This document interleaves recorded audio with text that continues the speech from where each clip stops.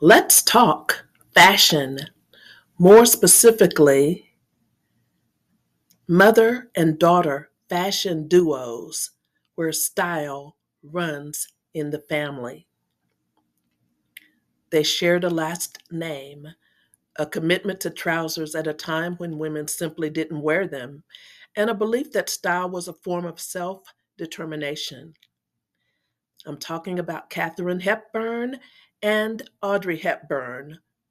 They were not related by blood, but as a fashion duo, they are the perfect place to begin. This series is about mothers and daughters who share a fashion style legacy, sometimes DNA, sometimes just a spiritual inheritance passed down through influence, admiration, and the way a certain silhouette can travel across generations. And no two women set the template for that idea more clearly than these two Hepburns. Katharine Hepburn, born in 1907 in Hartford, Connecticut, was one of the first women in Hollywood to fight publicly, repeatedly, and successfully for the right to dress like herself. At a time when studios dictated what their stars wore both on and off camera, Katharine showed up to set in wide leg trousers, flat shoes, and no makeup. When studio executives at RKO once confiscated her trousers to force her into a skirt, she walked the lot in her underwear until they gave them back. Her look was aristocratic but functional, tailored separate, strong shoulders, sensible shoes, minimal jewelry. She dressed for doing things: tennis, sailing, working, at a time when women's fashion was largely designed to make them look decorative. She was a revolutionary who looked like she wasn't trying. Audrey Hepburn, born in 1929 in Brussels, inherited that same refusal to be ornamental, but expressed it through an entirely different vocabulary. Where Catherine was angular and athletic, Audrey was gamine and ethereal.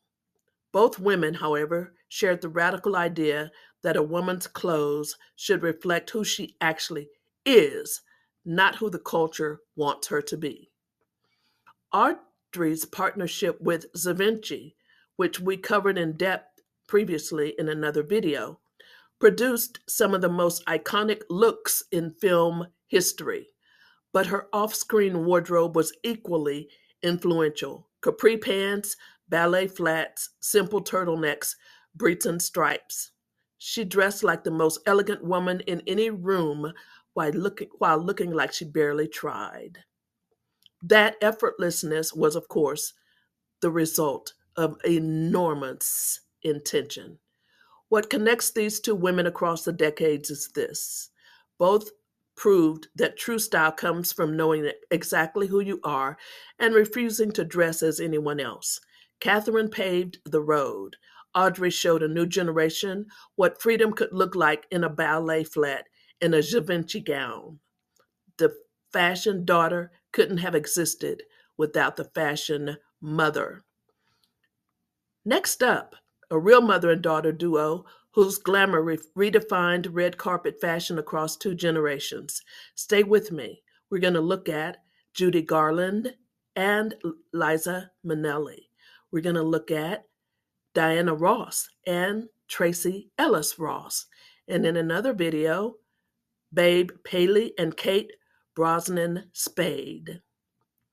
There's also Elsa Schiaparelli, and Marissa Berenson. So let's go ahead and like, share, and subscribe, and come back for more fashion information. If you're into fashion but not a slave to fashion, check out the link to my book about a fashion designer. This is Shirley A. Franklin.